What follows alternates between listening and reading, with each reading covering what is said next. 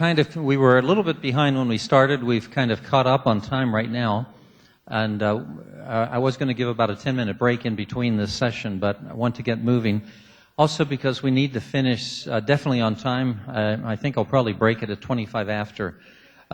Joe has a pretty quick flight from Pittsburgh this afternoon that, well, given the fact that you can't get there from here any longer at the airport, you can't fly directly to Louisville. He's got to make 10 stops. No, probably not 10. But he's got to make a stop on the way and needs to be back there for an evening program. So in any case, as we start, I think I'll just ask to begin with that the three of you, once again with thanks for your contributions, is there anything you would like to say at this stage or add to comments you made or respond to anything you've heard? No. Okay, well, they're done. Then let's take some time for anything that you might, from your groups, might want to say that would be a useful comment for everyone to hear. I'll carry the microphone around and then pass it to save movement time. So, who would like to? Of course, you would be way over there. Pat. Hi. Our group. We had a lot of questions, so we kind of went with part of what John was saying about giving things time, because we had this vote coming up in 2 months, and a lot of people are unaware of things like what's it about, who's initiating this, and the reasons why this particular confession. There are just a lot of things that people just don't know at this point, and it just seems very quick to vote on it right away. We had a few other ideas too, but we can get back to that, let other people talk. But those were the first ones that we really came up with. Thank you.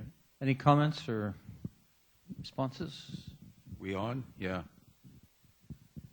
It is quick, and it's too quick. I alluded to that at the end of my remarks. I think there's a great danger in pressing a vote on something this significant, and it takes 2/3 of the presbyteries.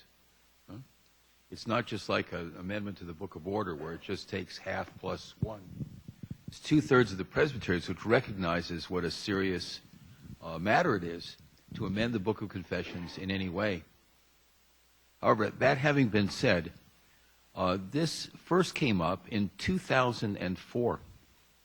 And the Office of Theology and Worship was asked to produce a study guide, which we did. We mailed it out to everyone in the church, and nobody paid any attention to it. And the reason people didn't pay any attention to it is, well, there was nothing to vote on, so why pay attention to it? So that, I think, is an indication of the state of our church. We are no longer a church that engages in serious and sustained study of the faith. We're not. And we're a church that has become obsessed with voting. We are. So we're in a difficult situation, but right now there's no way out of it, unless it were to take John's second option, I think, which is to say for a presbytery to vote no, not because the presbytery thinks it's an awful document or it's going to do terrible or pernicious things to us, but simply because there hasn't been enough time for it to live in the life of the church. Well, I agree with Joe. There hasn't been a lot of time, or at least we haven't used the time we have been given to do it. And I think that's closer to the truth, because I know that a couple of years ago I did a study in my congregation when I was told to do it, and it is possible to do that. But I think another question is it a timely statement? Does it resonate with where we are now in our church? And does it give us a way to relate to the broader church that will be important for us now? And I think Joe maybe alluded to, and perhaps John as well, we have a terrible pride in our denomination, I think. We feel like we should be, as Joe was saying, we think we're the prophets. We should be telling the rest of the world what they should think and how they should behave, and the rest of the universal church what they should think. I think that this could be quite a humbling experience to listen to a voice from outside and from a different church, a sister church, and allow them to lead us into a place that we might not get on our own, no matter how much time we give it. So I feel personally that it's timely.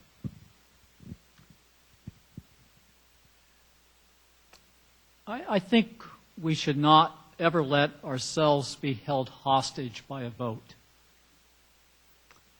A vote will have to take place, but you know, the vote's not really the interesting question. The question is, will we study this document? Will we be confronted by it? Will we listen to it? Will we be disturbed by it? That's much more important than whether it ends up in the Book of Confessions or not. So, I mean, I can't tell you how to vote, but I can tell you every one of our congregations ought to be struggling with it. We ought to be finding ways now. Maybe that's part of the repentance we have to do, that we didn't use the time after 2004. But now is a time. Why not make a commitment to it, to the study of it, to the struggling with it, and not let ourselves be held hostage by the vote as though that somehow resolves it for us. You know, Joe has written some interesting things pointing out that there have been times in the life, even of our Presbyterian Church USA, when there were confessions that were not ever adopted into our Book of Confessions, but worked very powerfully. For example, in the Southern Presbyterian Church, the Declaration of Faith, there was a document that failed to get endorsement as a confessional document, but it worked powerfully in the life of many congregations in the Southern Church. They used it in worship. They used it for study purposes. So, again, a vote will be taken. People have to make up their minds. I've tried to say that there can be different reasons for saying no, and probably different reasons for saying yes. But for my money, the more important issue is, regardless of the vote, how do we listen to this? How do we get it now finally as a document that we let ourselves be interrogated by it and what it can say to us today? If one of the main themes is reconciliation, in my understanding of C67, that's one of the main themes of that, what does Belhar offer that's not in C67?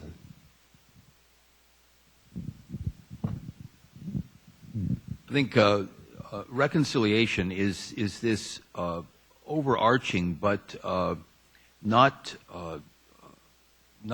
fully articulated theme, because reconciliation is seen through the lenses of the church's unity, seen through the lens of racial division, and seen through the lens of justice within the community of faith. So I think it's an interesting way in which C67's talk about reconciliation flies at 30,000 feet. And Belhar's talk about a reconciliation is a bus on the ground going from congregation to congregation.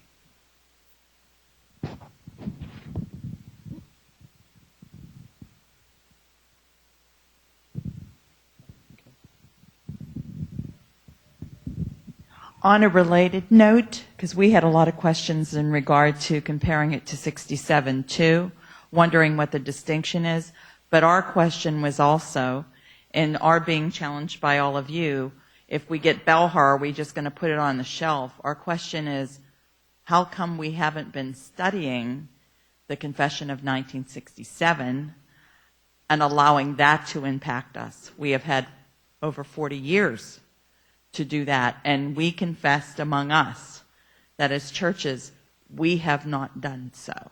So I wanted to ask you as a panel, have you heard of churches who have done so, and what has been the outcome, and so on and so forth? Well, I haven't heard of churches doing exhaustive studies of anything in the Book of Confessions, to tell you the truth. Anything. Anything, period. Yeah. I think it really speaks to our theological laziness and our willingness to allow the life of the church, as was said earlier, be reduced to votes and debates. And we all live in trenches. This is trench warfare. And perhaps what Belhar invites us to do is to see the life of the church from someone else's trench, and to realize that there's more.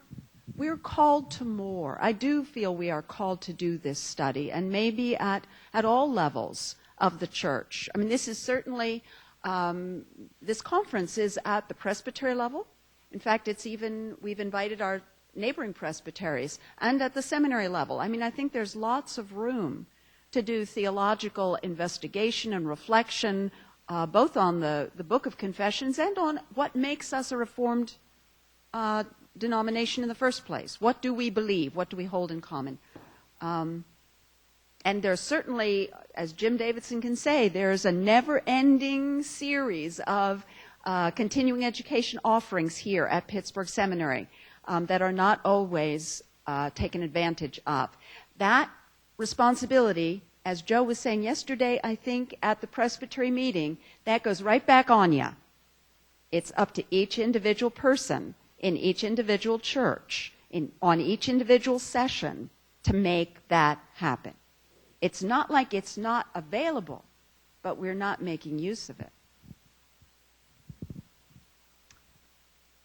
Maybe we'll know that the Book of Confessions has become a living document in the life of our denomination at the point that there's an overture to remove one of the documents from the Book of Confessions. That'd be an interesting thing to think about. Could the church at some point say a particular confession no longer speaks to it in the way that it once did? Now, I don't have particular candidates to suggest out of our... Well, yes, I can see what might be proposed already. Yes, from Professor Purvis and others perhaps. What has happened, the reason I think that would be an interesting exercise is because we are letting the Book of Confessions function as a collection of museum pieces. And there's no end to collecting museum pieces. In fact, just like we have to replace the Presbyterian hymnal every 20 years or so, we'll get in the pattern of thinking we have to keep adding to the Book of Confessions every 20 years or so. That's what up-to-date kinds of people do. They keep adding to their collections. So it'd be interesting to be challenged. What could a time come in the life of our church where we would say we need to remove something and have a vigorous debate? Maybe those of you who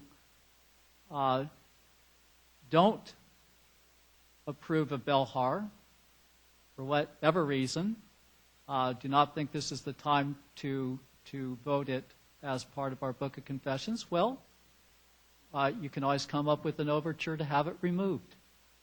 And maybe that will spur some more debate in the church that isn't presently happening.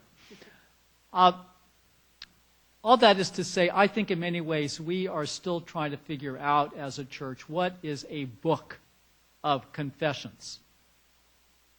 And Janet, your point is right on. It's not just how do we get the most recent thing that might convict us. How are we convicted by C67? How do we continue to be convicted by the Nicene Creed? How are we convicted by Barman? Or take another document within the Book of Confessions. These are not museum pieces that make us proud and happy about what good people we are. And let me show you my nice museum collection. These, we believe, are words that demand something of us. And, well, yes, I mean, it's just repeating what others have said, but to bring this into the life of our congregations, to make sessions, to provide for sessions that would take seriously study of these confessions. And, you know, that's not hard. Doesn't depend on a GA vote or a GA mandate, to think of our sessions as theological bodies of deliberation. John, I can see the headline in the Presbyterian Outlook, seminary professor proposes removal of the Nicene Creed. Well, I think Professor Purvis had the Westminster Larger Catechism probably in mind. Uh-huh. Never mind. Here we have a number of, and I will try to move kind of through the audience. One of the things that was brought up in our group is that the cross is never explicitly mentioned in this confession.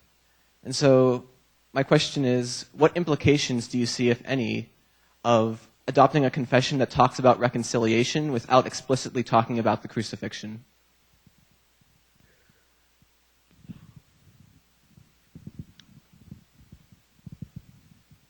The opening of the Confession of 1967, it says that C67 is not intended to be a comprehensive statement of the whole of the gospel, the whole of Christian faith, and neither is Belhar. And Belhar was not meant by the Uniting Reformed Church in South Africa to be its sole confessional standard. So what was true for Belhar was true explicitly stated in C67 is now the case with Belhar. It's to be seen not as something that stands on its own, but something that stands together with the whole of the Book of Confessions. And I want to just tag on, I could tell you interesting stories about Professor Burgess's liturgical pilgrimage over the years. But here's good news for you from your friendly Office of Theology and Worship. We have been in process now for some years, too long I think, but nearly ready for completion, to publish a liturgical resource for the church, which shows how we can use liturgically material from throughout the Book of Confessions. And not simply as an affirmation of faith following a scripture and sermon, but as ways to frame the offering, as ways to frame the prayers of the people, and so on. So there will be liturgically ordered excerpts from all the confessions of the church to be used regularly in worship. And I think that's one of the ways the confessions begin to live in the life of a congregation. So it's not something simply to be studied, but it's something to be lived Lord's Day in and Lord's Day out.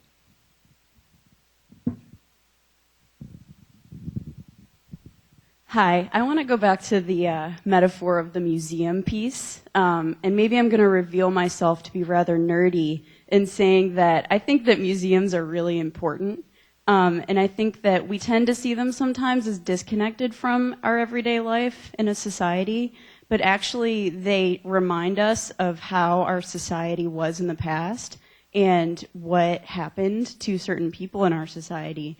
And so in that case, I think that, and this is something we talked about in our small group, that sometimes there's no other way to remember something or to document something than to put it in a museum.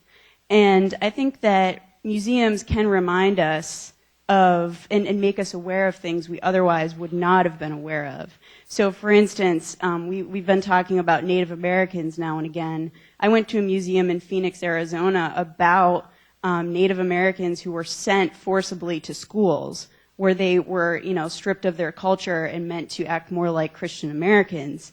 And this was so moving to me that it became sort of a part of my life. It wasn't just something like, oh, that's nice, it's in a museum, now I'm going to move on. Thank you, teacher, for forcing me to see this. It was something important. And I guess my question is, if this confession isn't voted into the Book of Confessions, and you're sort of saying that the vote isn't that important, then how else are we going to be aware of it? Are there other options for that? Do you think that people will become more aware of this confession if it's not voted in? And if so, how would that happen? I think that the way to get it before people in a forceful way and for the future is to vote it in.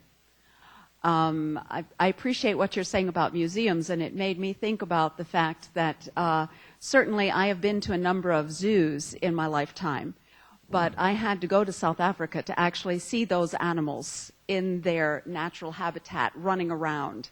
That was a completely different experience. And to get within a few feet of an actual lion with no bars between us was very different.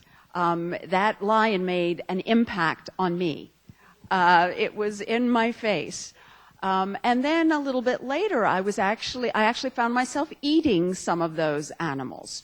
So there are varieties of ways in which we encounter the reality of things like the Belhar Confession.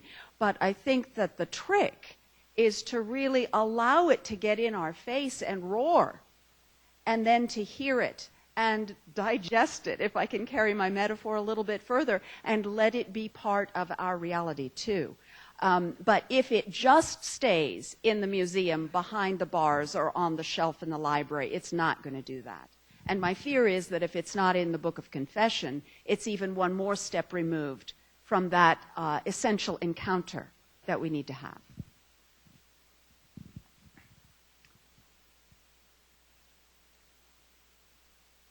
Museums can play that role that you're talking about to make us aware, to push us, to help us to think things that we've forgotten. And that would all be good, all be a credit to our process of theological reflection. My point is that we need to be confronted by all kinds of things, and not only the Book of Confessions. That's plays a special role in our denomination. It plays a special role in part because every officer of the church, deacons, elders, ministers of word and sacrament, will take vows, will make promises about those confessions and being instructed by them, receiving their essential tenets, and so on. What's not helpful is the way the Book of Confessions is largely functioning in our life right now. It would be far better if we had, to my mind, a really vigorous fight about Belhar that at least demonstrated we were taking it seriously. A vigorous enough fight that we said, we need some more time.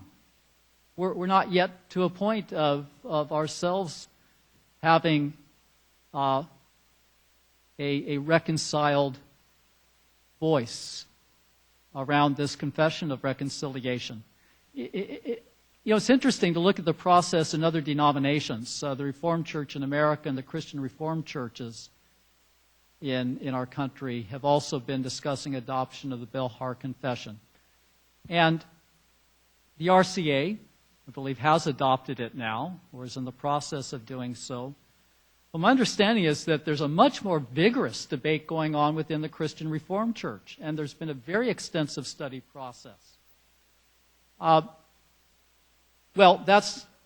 our situation is different, and that's what makes it difficult, as we said this morning. What do we do with the fact that we're going to be voting on something that, for the most part, will not have had that kind of vigorous debate and study within our own denomination? We can have the hope, certainly, that if it enters into the Book of Confession, it'll be there, it will remind us, it will convict us. But let that be true not only of Belhar. How can the Book of Confessions reshape the life of our denomination? How do sessions become bodies of theological deliberation? How do we struggle with these confessional witnesses from the past?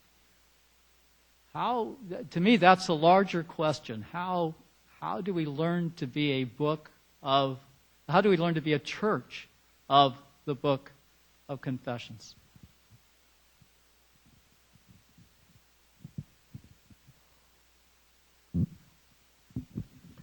We talked in our group not only about reconciliation, but recognition. And for question 2, what's the value of placing this confession in the Book of Confessions? I think one of the values is that the church recognizes it has some work to do on reconciliation and that there are divisions. And maybe churches in different areas are in different places in this.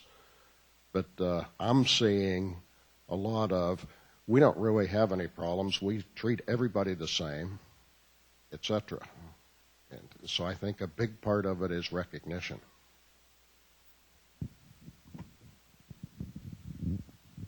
Yeah, thank you. You know, it struck me again this morning when I was talking about Belhar and what it says about the unity of the church.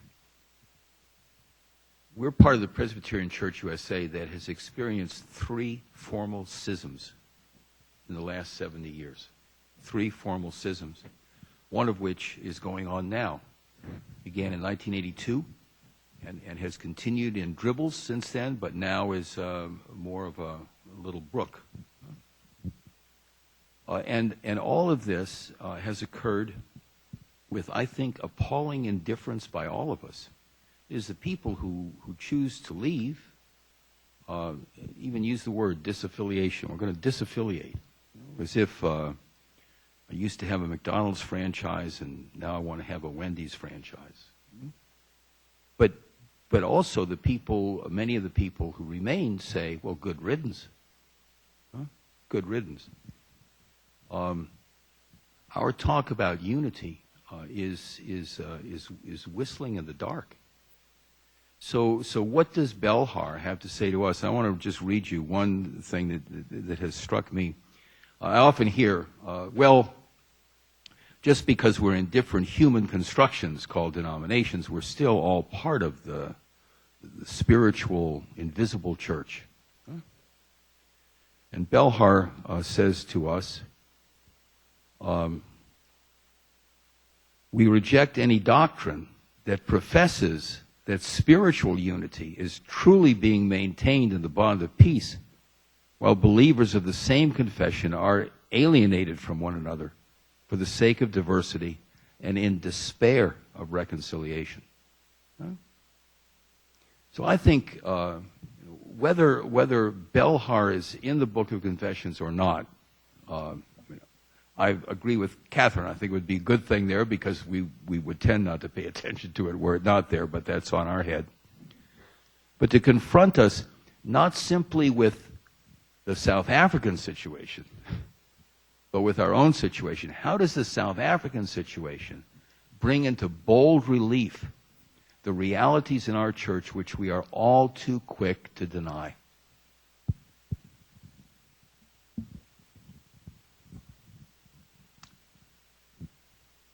I'd like to add, too, that one of the ways in which Belhar is a bit surprising has to do with the way we use the word diversity in the PCUSA today. We have a tendency, I think, to romanticize diversity, to celebrate diversity. And if you look at Belhar carefully, including the passage that Joe just read, well, no, it's not just romanticizing and celebrating diversity as though diversity is the gospel or as though diversity for its own sake is the highest value of the gospel. There are forms of diversity that are also destructive of the church's life. There are forms of diversity that tear us apart. And if Belhar could help us think more carefully about those forms of diversity that are essential for our life together, as well as those forms of diversity that undermine our life together, then that point just by itself will have been a great service to us, I think.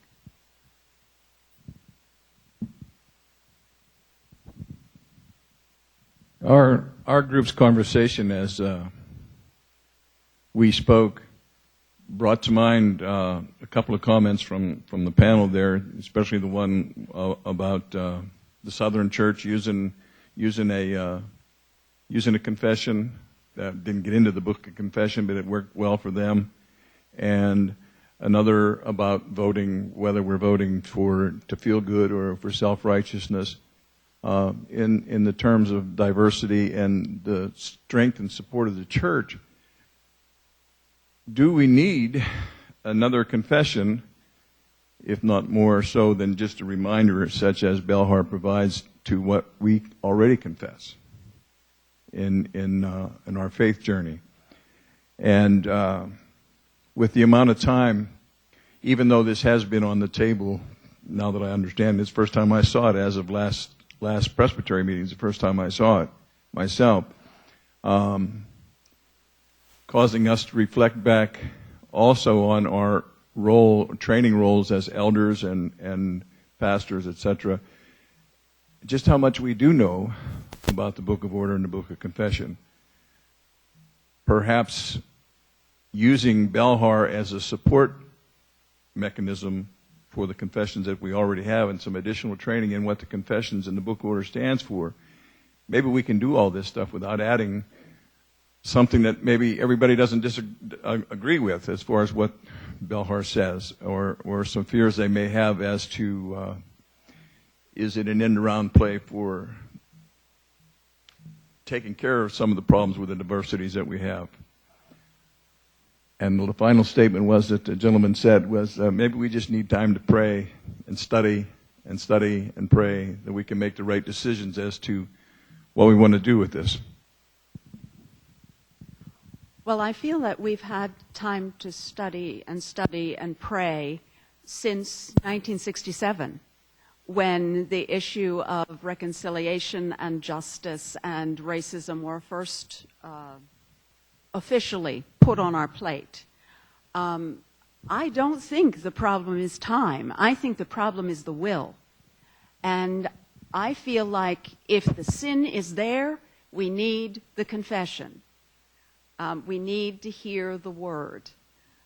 And I think because we are all sinful creatures, and I tried to say the log is in my eye, I think we will by nature avoid, duck, and dodge, and try to not take seriously the really tough stuff that Belhar is laying out. And my sisters and brothers in South Africa freely admit that if apartheid itself had not been disintegrating, if it had not been bringing the entire nation to its knees, this honorable confession probably would not have happened. They were under constraint. This is the last grabbing of the life preserver in hopes that they can get themselves out of this terrible morass that they're in. They were very honest and not at all self-righteous, very humble, very penitent, and very open in their confession of their own sin. I don't think we're there yet. And I think Belhar maybe can help us move a little closer.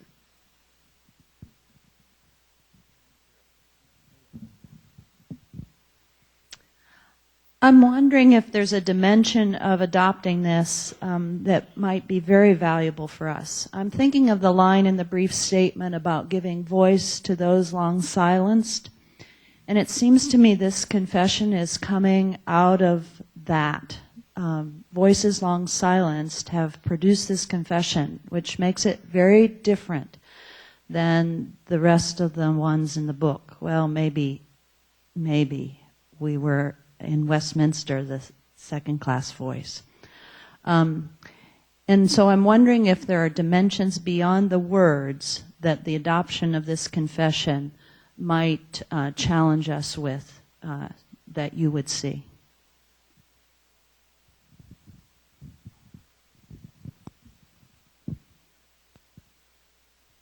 The line in the brief statement of faith about voices long silenced. I agree with what you said, but I want to add something to it. And that is, in spite of what may be in our Book of Confessions, the voices most silenced in our church are the voices of our forebears in the faith. We are inexcusably American. The past is a strange and foreign land to us, and one that we don't care to visit. So it's one of the things I tried to say. What all of the confessions do is bring to us voices that are not our own. Westminster is not our voice. So the church's abiding sin, I think, the American church's abiding sin, is unrelenting self-absorption. So how do we escape that prison? This is one of the escape routes, but it's not the only escape route that we have.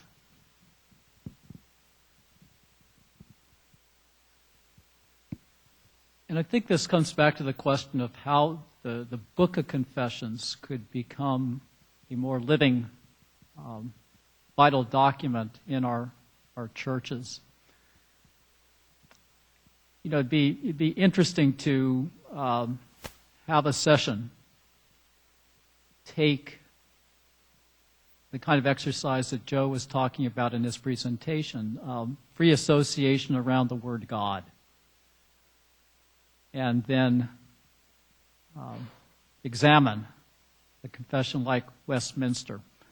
I think what's interesting about going about it that way is that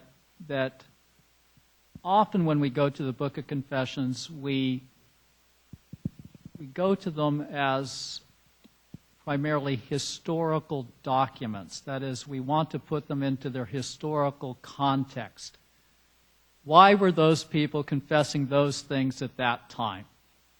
Which is a vital, important question to understanding any confession. But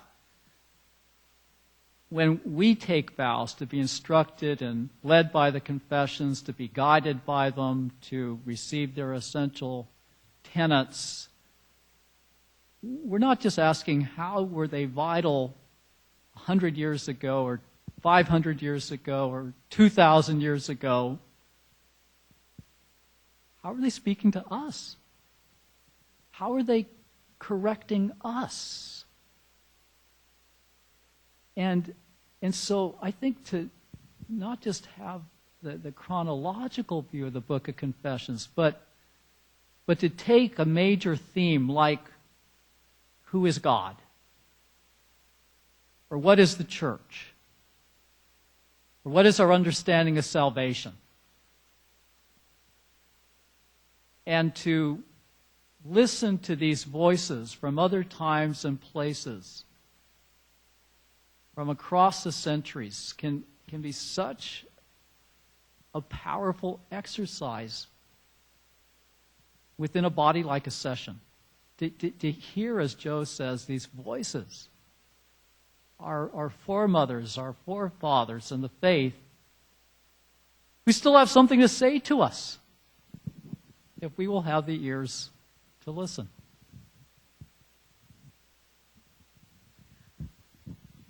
In terms of voices long silent, I do think that's one of the values of this confession, because it gives voice to an oppressed people and allows them to speak.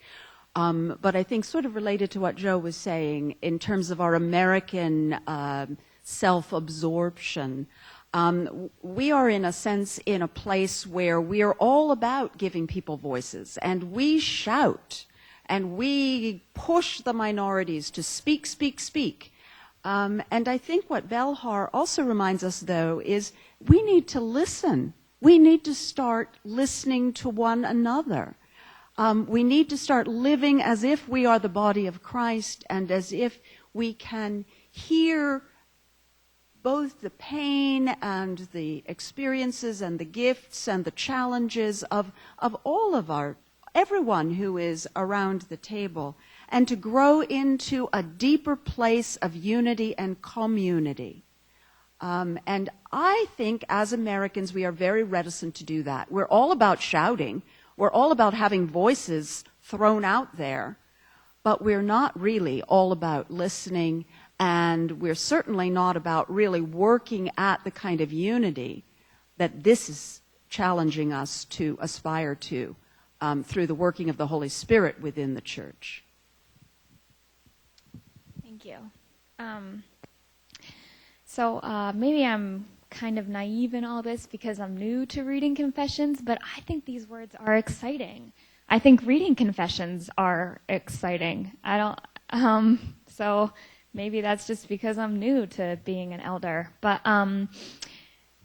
I am reading excerpts from the Belhar in a yoga class. I've been doing that for months. There's people on our board that read the Book of Confessions on vacation. So this is true. So we have a span, I guess, some people that keep it on a shelf, some people that open it on a beach. And I only say that to tell you, I think if you don't want to vote for this, for whatever reason, don't vote for this. But I think if it's because you're worried about where it will go, to me that doesn't make sense. We can't control if it will go on a shelf or if I will be elated by it and read it all the time to people in our church. I think that if it will not be used, or how it will be used, doesn't, in my mind, feel like a true reason. I think we've never been able to contort the Holy Spirit.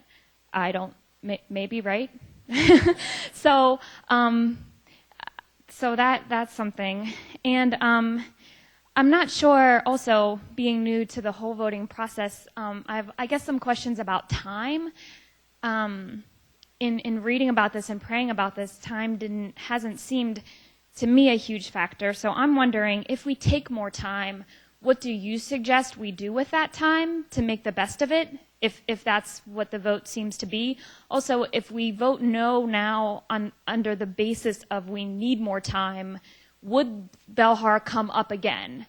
And then I guess my other question is, if Belhar doesn't come up again, would we be then forced to look at the third option that we were given, to learn from Belhar Confession and make a different confession for our time? When I think about that, maybe I guess I would just urge us to consider.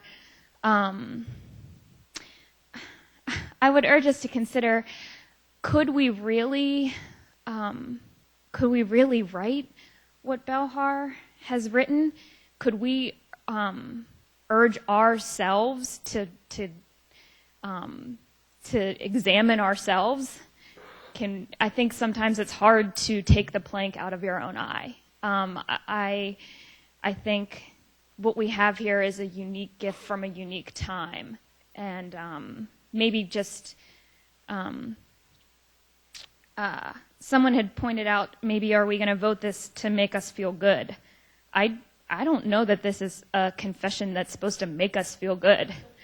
I think it's supposed to make us feel uncomfortable. At least I do. What's our value and about us? You pointed out that we, as a presbytery, are per capita the most wealthy. So it's for us, but it's I think not in the way of like benefit us. It's for us to I think examine us. If we make this vote, maybe to think about we're representing people that voices that might not be voting. Maybe something to consider. But that's a lot of talking. My question was, if we take time, if that's the way it goes, what should we do with that time?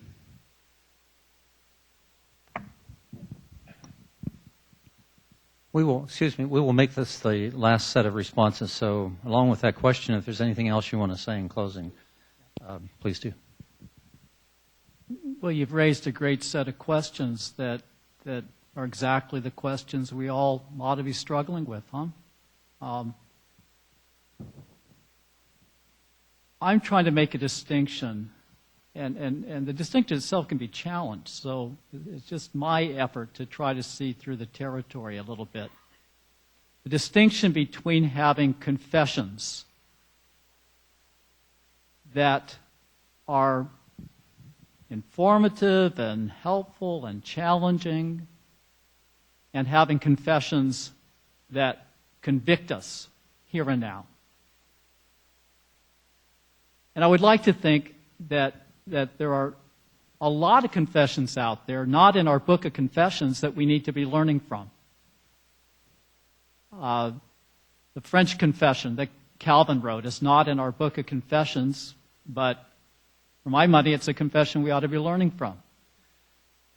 Joe was pointing out that in the 20th century there were something like 25 Reformed confessions from churches all across the world.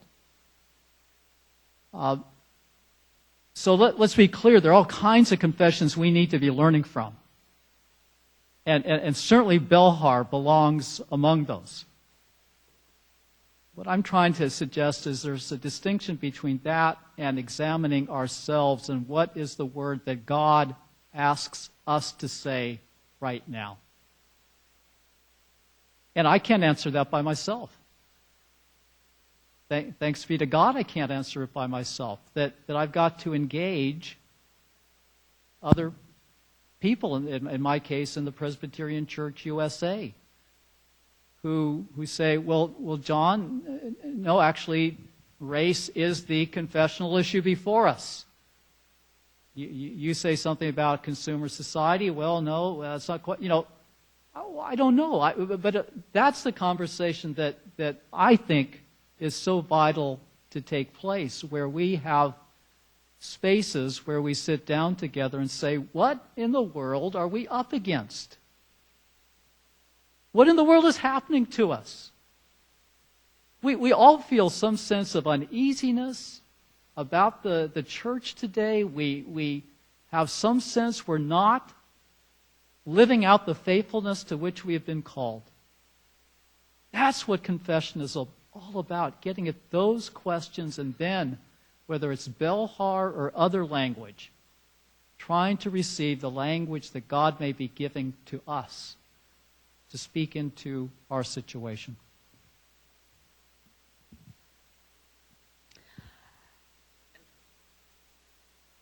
John's last point was going to be my point.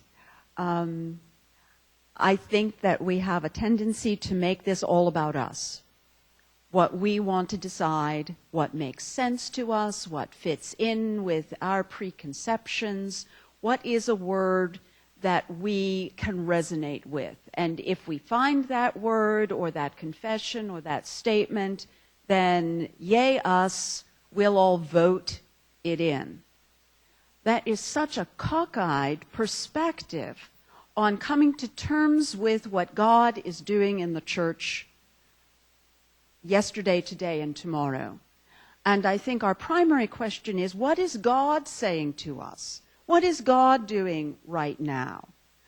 How is God preparing the way for what might be a question not today or yesterday, but 5, 10, 20, 50 years from now, when people will need to go back and look at Belhar, and it will speak to them because it's in the Book of Confessions. The danger is we become so speculative and we all stand up and claim God as the voice in my ear that's telling me to vote a certain way. Yes, of course, that is a danger. But a bigger danger is when we don't even open our ears to hear the voice that may be there.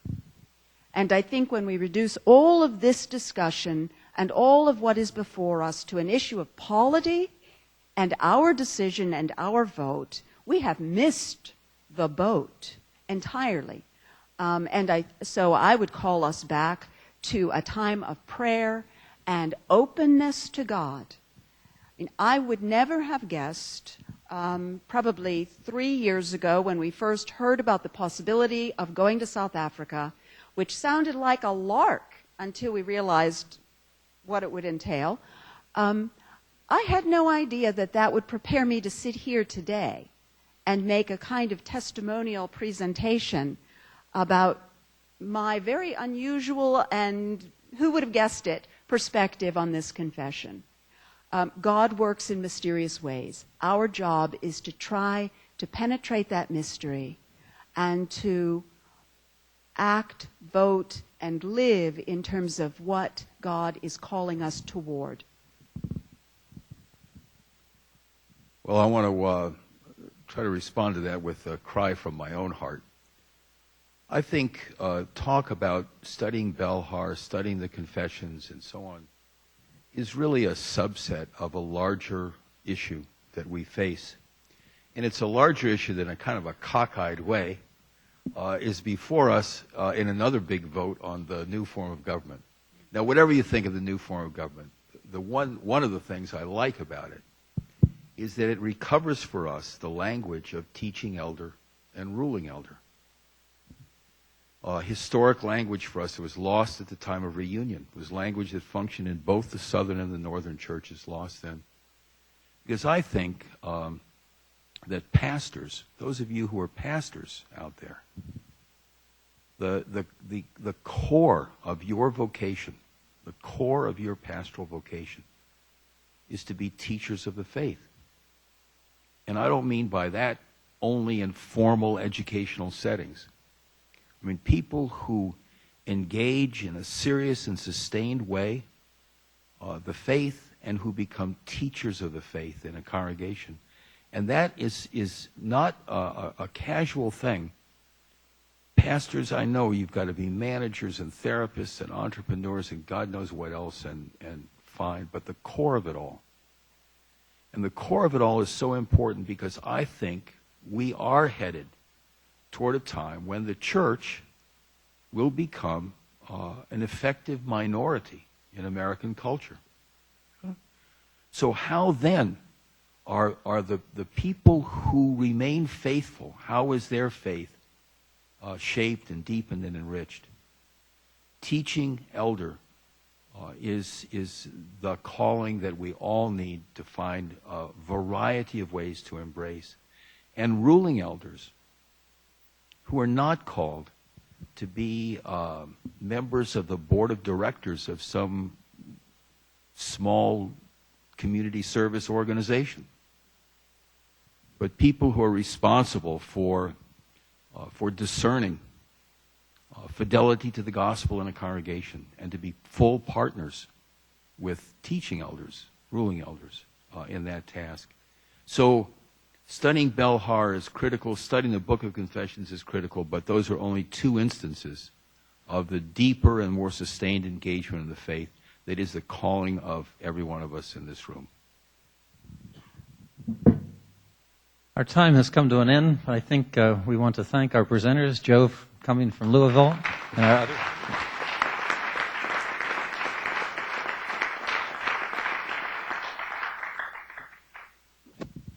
I think we've had a very rich time together related to talking about Belhar, but obviously much broader issues as well. So with thanks again to them, and thanks to all of you for coming, I would say go home safely and hope to see you once again soon. God bless you.